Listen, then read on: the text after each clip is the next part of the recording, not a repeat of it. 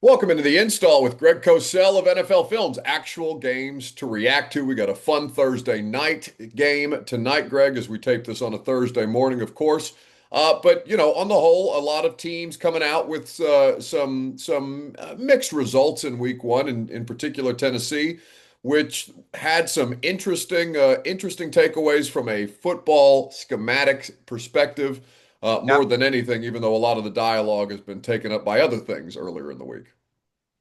Yeah, which is normal, and those things are valid to discuss for sure. Um, but I'm sure most people. Well, it's funny.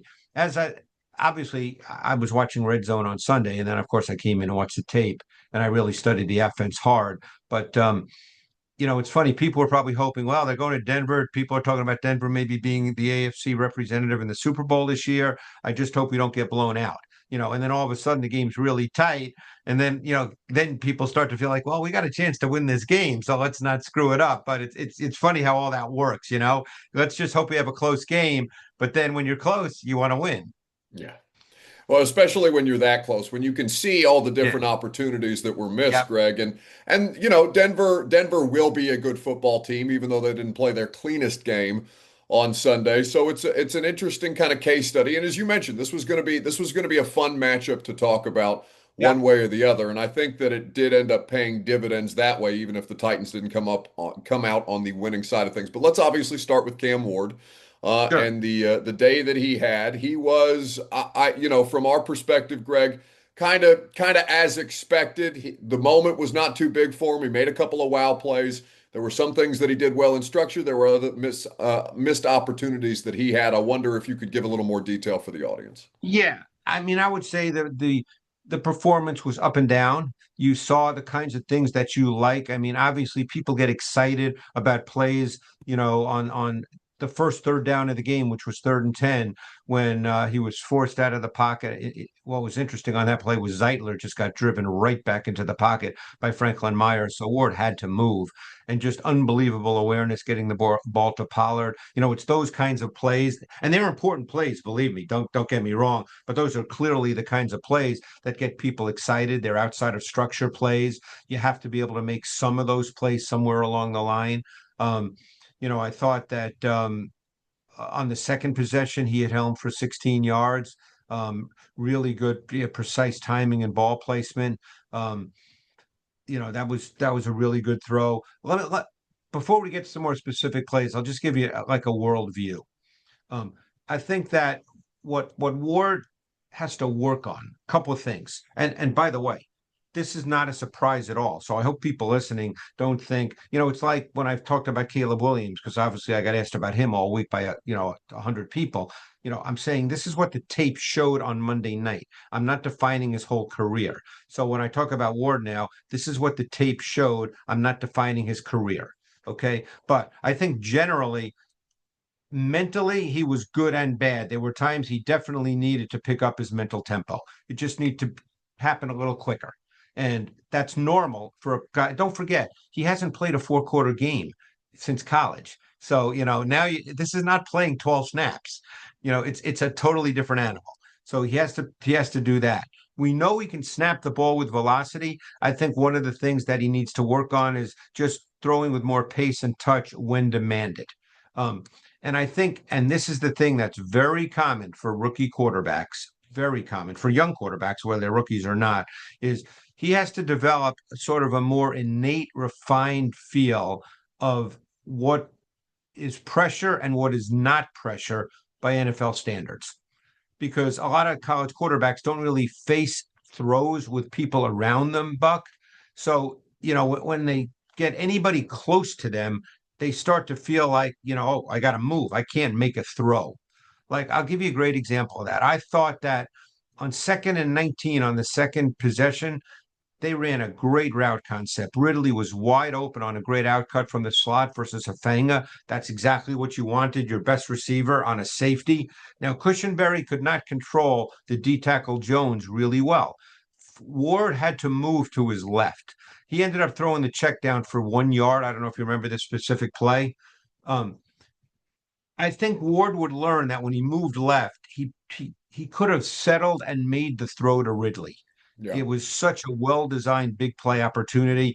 But again, he felt the pressure and he moved, and he's not used, and young quarterbacks are not used on plays like that to sort of resetting and delivering the ball. Yeah. Now, again, I don't know what's in his head. I'm not going to sit here and say he should have done it absolutely 100%, but there was room to do that. And, that's something that you play more, you realize what pressure is and what pressure isn't by NFL standards. And in fact, Greg, to his credit, and this will be a learning process for him throughout his entire career, right? It's not just Sure. restricted to his rookie season, but he gave his press conference yesterday and he talked about plays that he would have liked to have back. He mentioned that play specifically as an opportunity there that once they showed it to him and then once they explained it further on how he might be able to capitalize there, that he was That's regretting a little interesting. bit the missed opportunity. And I didn't, I'm just grinding away watching tape. I feel I'm trying to watch more and more every year, and believe it or not, sometimes it goes slower because as I learn more and more, it takes me longer. So I just been grinding away. So I don't hear press conferences. I don't, when I don't read them because that takes time away from watching tape. But it's interesting they mentioned that play because that really stood out to me as a great example of that. And that's, those are the nuances of the position. Everybody can see, oh, he can snap it off. Everybody can see that. Everybody can see, oh man, this guy can make some plays outside of structure. You know, those are the obvious things we can see that get people excited, as they should, by the way. And you know how I feel about Cam Ward. But these are the nuances, the details, the subtleties, the discipline craft part of the position that you have to learn at the NFL level, where everything happens a little faster.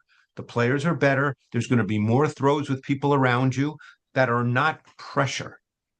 See, it's funny because all these websites now have pressure throws, and people always ask me about that. And my first response to that, because of who I've been taught by over many years in this business, is I've been taught by great people. I always say I've got to see those plays. I don't Yeah. know if that's pressure by my view of pressure based on who I've been taught by. And that's why I'm actually, not that it validates anything. No, Cam Ward or Brian Callahan or the coaching staff, they don't need me to validate anything.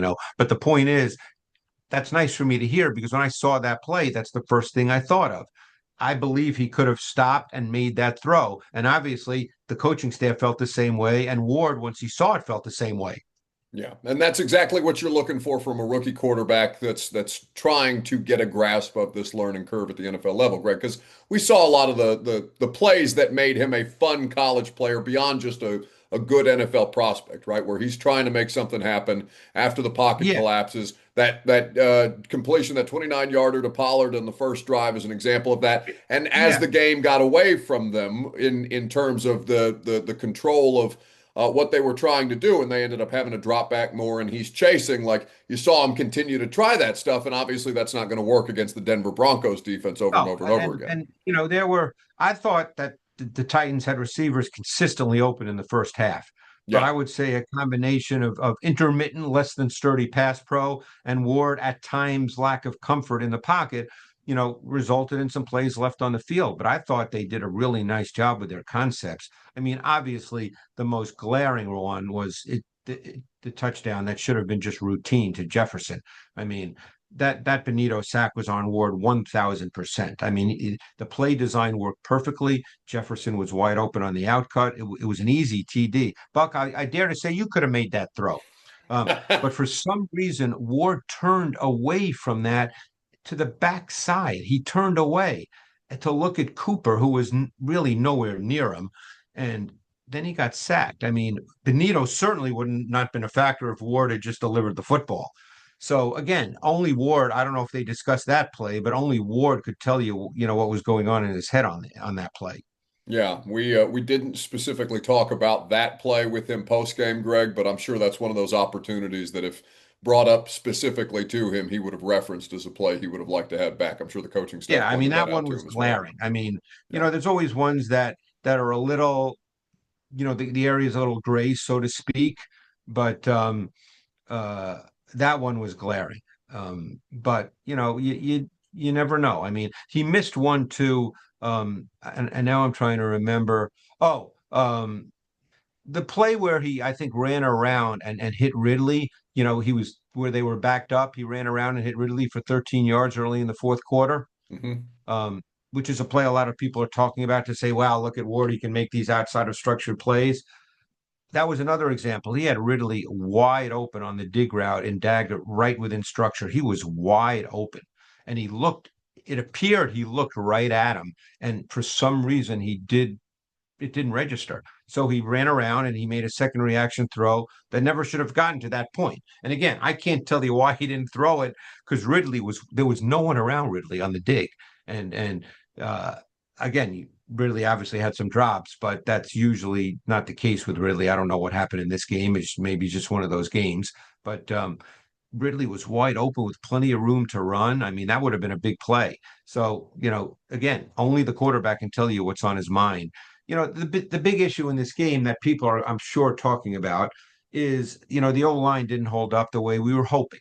So Right. what's started to happen, which is exactly what you don't want, is the Titans had to start chipping and deploying backs and tight ends at times as primary pass protectors in pure pass situations to make certain that Ward was secure. And that's exactly what you were hoping you didn't have to do. But unfortunately, now granted, this is a really good defense. They led the league in sacks last year. They've got really good players all across the defensive front, not just on the edge. Of course, they're playing a team that can really rush the quarterback as well, and that is really good with stunts. Really good with stunts. I mean, this is going to be a real challenge.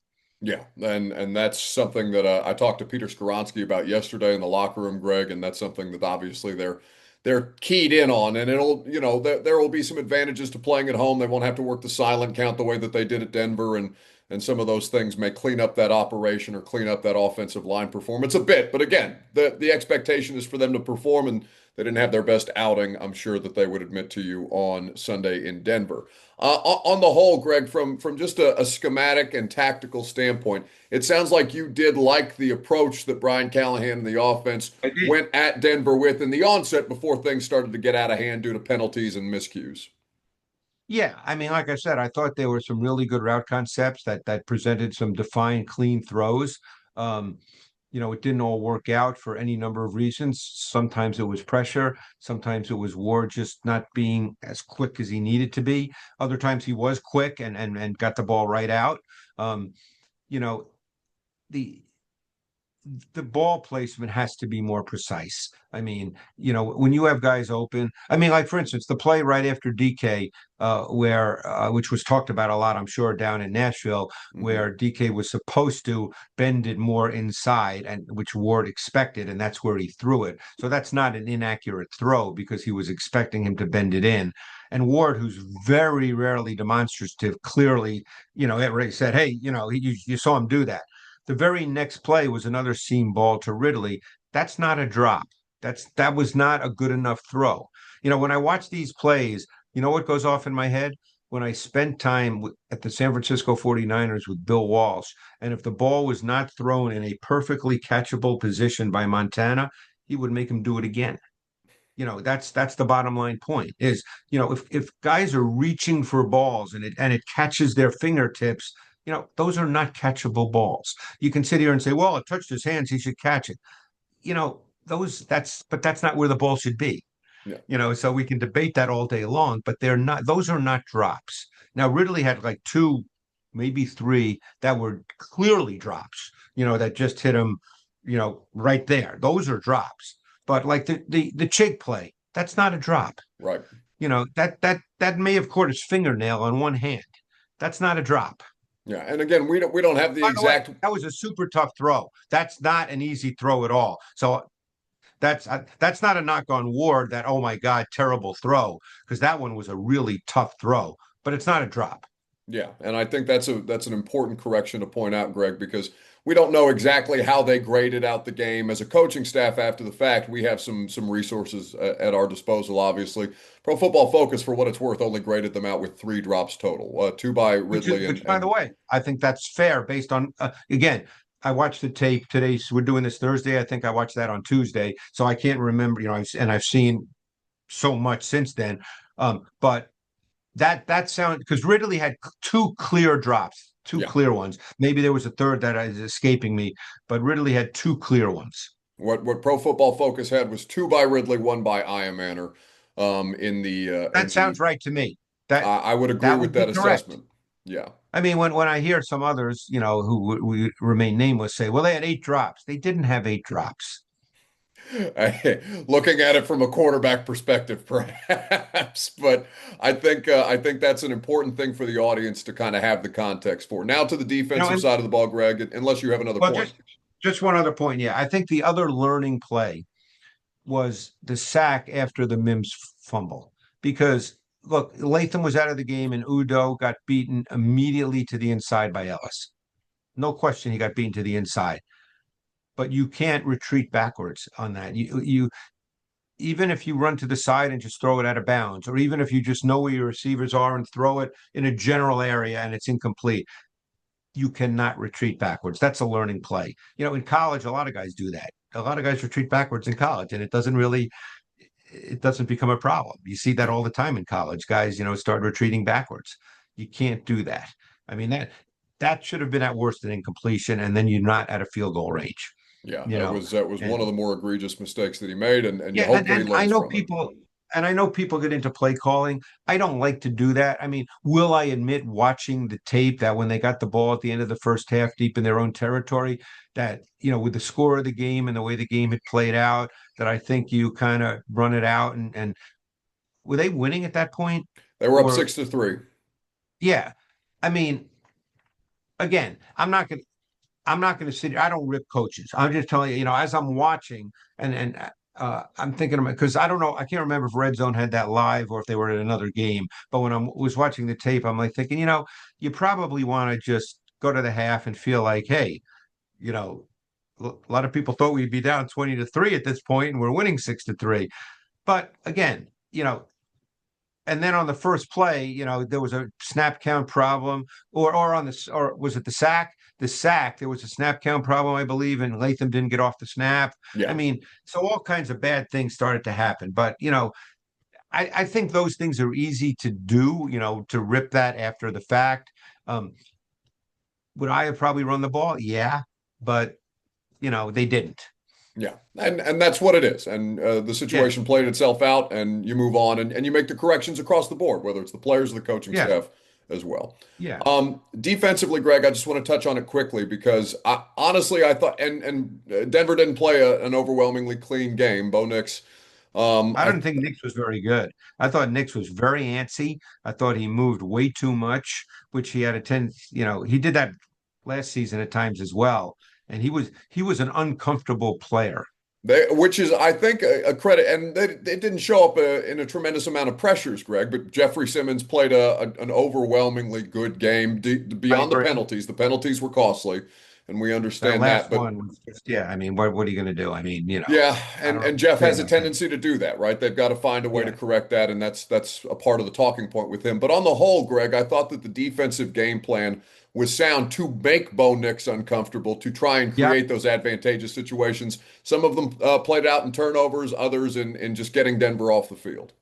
I thought what was interesting was, the use of Diggs. I mean, they played a lot of dime. They played well 10 snaps a dime, but Diggs was the dime, but he played 31 snaps. Yeah. I think they're really kind of solid at the safety position. I think that'll be interesting as the season progresses. Um, I think Gray and I think they know this, and this was a concern even when they drafted him, but he's their linebacker now, although I guess we'll see as time goes on. But in underneath zone coverage, and they played a lot more zone than man, Buck. In underneath zone coverage, I think he needs to improve his route understanding and recognition. I mean, he doesn't play with great eyes as an underneath zone defender, but I can tell you for a fact, his college tape showed a lot of that. In conversations with the Titans, they were concerned about that. But right now, he's the guy. Yeah. Now, whether that changes, that's I don't know the answer to that. You may know more about that. I don't know, if that's going to change. They brought in Kaiser White on the practice squad, Greg, to kind Yeah, of hedge their bets, and that's been yeah, a veteran player that at least has some level of experience. James Williams did not play a single defensive snap in this game, so they're I going to at know least give Cedric Gray the the opportunity opportunity. to Yeah. grow, and that's really such a huge part of their Well, story this season. So many first and second year this players. this is going to be interesting if we could just segue it to the next matchup because now Sure. they're facing a Rams team with a lot of different formations, a lot of different motions, it becomes incredibly mental as well as physical. So if Gray is indeed still going to be the guy this week, uh, then the recognition part's going to absolutely be critical. Um, so, again, Gray's a second year player. He didn't really have a first season because he was hurt so much. Played toward the end, obviously, and made a lot of tackles in a couple of games. But that's not what I'm talking about. I'm not talking about making tackles. So we'll see. I mean, if they believe that he's capable of doing it, then in some ways you got to ride it out. I mean, then you got to let him play and learn. He's not going to play. He's not going to learn how to do it by standing on the sideline looking at an iPad. Correct. And to your point, the Rams coming to town. It's the Titans' home opener. It'll be an interesting game.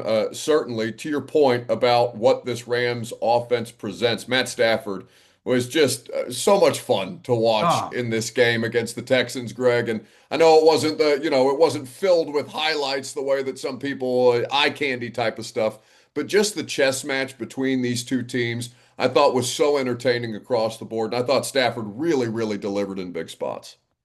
let me tell you something. Stafford is one of those guys, he's one of those guys that kills me when he's playing well because I just keep watching his throws, I mean, because it's so pretty. Now, one thing to keep in mind, Sean McVay made a major change week one. Now, whether that was a function of playing the Texans or this is what he will be going forward, I can't answer that.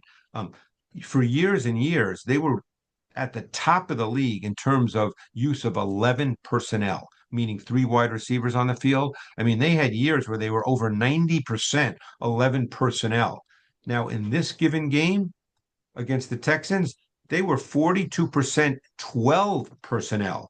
So that was a meaningful change for them from what they've done in the past. Now, again, I can't tell you why, don't know the reason, but they do so much with pre-snap movement. They're one of the highest percentage teams in the league with pre-snap movement. So again, I don't know how Denard Wilson and staff will coach that. Um, they play predominantly zone this week. So if they do the same, then you're not matching up to motion per se, but you have to be aware of motion and what that creates. Because there were a number of plays where they went into what I call short burst motion, where the tight end was inside and then he just bursted outside Nakua, let's say, and then Nakua would run an breaking route because once the tight end did that short burst motion, the zone for Houston it expands because Yeah. you've got there's a receiver now going out, so you got to expand, so it creates more voids in the middle, and that's Stafford. Well, Stafford. To use the old cliche, he can make every throw. That's another one of my favorite cliches. But no, he threw the ball exceptionally well last week. And the key with Stafford, obviously, is you've got to be able to pressure him. You can say that in a sense about every quarterback, but you're dealing with one of the highest level throwers in the game. If he's clean, he's going to pick you apart. It's going to be a big Jeffrey Simmons, Tavondre Sweat game, Greg. Sebastian Joseph Day, Yes. like just trying to generate that interior pressure, get him off his spot, make him uncomfortable. And even Yep. then, McVay will have ways to just create that space for guys like Puka Nacua, as we've seen him do year in and year out, regardless of the personnel. Nacua in this game, 10 receptions for 130 yards, Greg. They were Yeah. finding all kinds of different ways to Yep. get him the ball in particular. And that to your point about Denard Wilson, like eye discipline was such a big talking point for this defense last year. That is going to be so That's a critical, big as you deal, pointed out, with this particular game.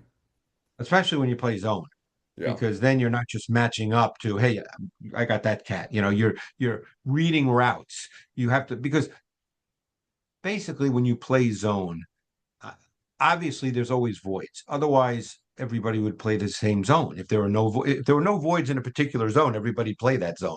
But there are voids. Now, defensive coaches, I've had these conversations with backfield coaches in the league. They understand that. So they understand all the stress areas. They're trying to minimize or even take away the stress areas based on the releases, the route concepts, but you can't do that every time.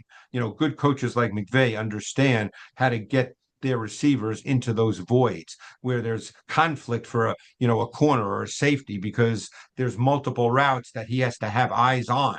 So that's going to be a big deal this week too, Buck, is they're going to be really working hard with their eye discipline, their the where offensive receivers line up, because that tells you very often the kind of routes they're going to run. The splits, as we call them, the splits of receivers tell you a lot about the routes.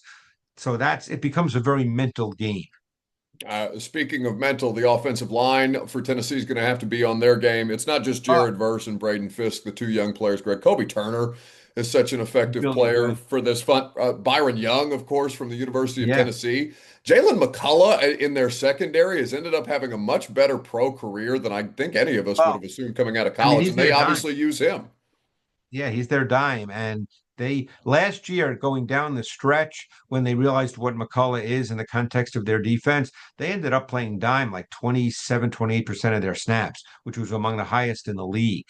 And McCullough's become that guy. And he can play in the back end, he can play in the box, you can put him in the slot, he can blitz. I believe, if memory serves me, he had a sack this week on a blitz, I Sure believe. did. Um, so, he's become a really good player for them. There's a great example of a guy that, he's probably not going to ever play 60, 65 snaps a game, but in the context of a defense, playing his 20 snaps or 24, whatever it is in a given game, those are really important plays, and he's a really good player.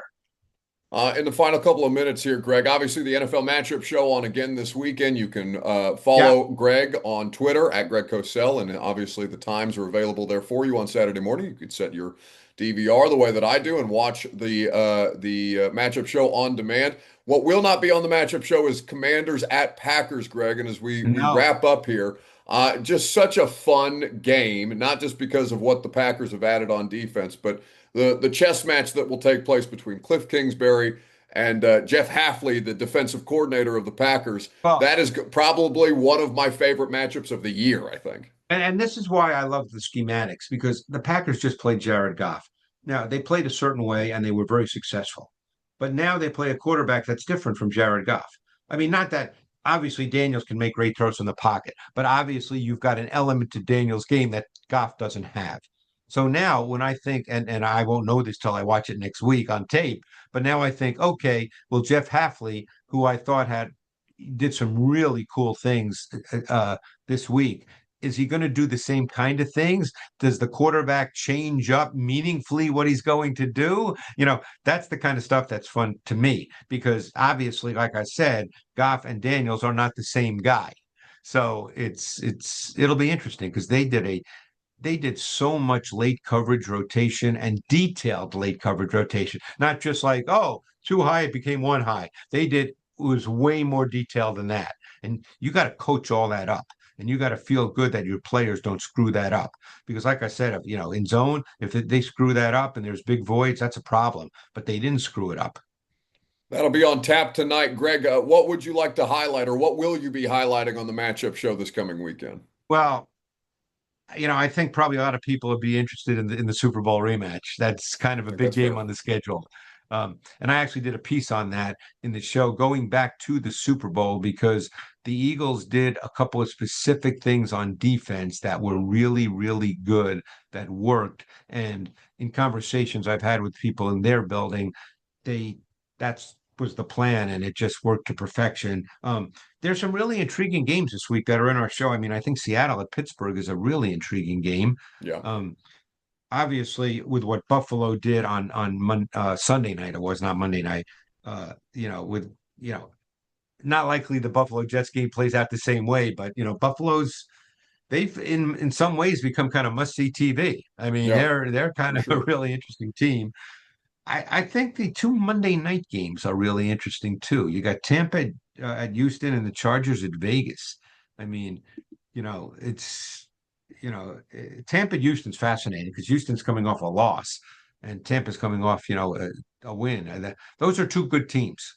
Yeah, no, absolutely. It's going to be a fun weekend of not just of NFL football. I'm going to Georgia at Tennessee on Saturday, Greg. So Ah, I'm looking forward to taking you that in know, person and then coming back and watching the Titans and the Rams on Sunday. you're just becoming a big time traveler, Buck. You're everywhere.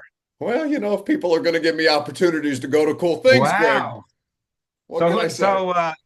so wow, that's all. I've always wanted to go to an SEC game, but obviously I can't do that until I retire because It's tough for me to like on a Saturday, can't do that. And unless like some coach wants to send like his private jet to pick me up and then, take me back right after the game. Maybe you could work on that for me since you obviously are so highly connected these days. Yeah, one PJ Greg got me moving a little different. I'll be honest with you, but yeah, we'll see if we can't Hey, arrange the jet for you I at some mean, point. somebody could, pick me up on a Saturday morning, in their private jet, take me to the, like a noon or a 3:30 game, and then just right when the game's over, just get the police escort right back to the plane and, boom, you're back home Saturday night and I'm good to go. If anybody ever deserved it, Greg, it's you. And from what I understand from Josh Heupel's new contract extension, he's got more personal use of the private jet at the University of Tennessee. So Well, maybe we leave a maybe note in the you can suggestion box. maybe you can chat with Josh on Saturday, because I'm sure that's probably first thing on his mind right before he's going to play Georgia. Yeah, Kirby Smart, no big deal. Let's talk PJ. Yeah, exactly, exactly. Buddy, I appreciate your time as always. Enjoy week 2 in the NFL and week 3 in the college game, and we'll do it again next Thursday. Thanks, Buck. Appreciate it.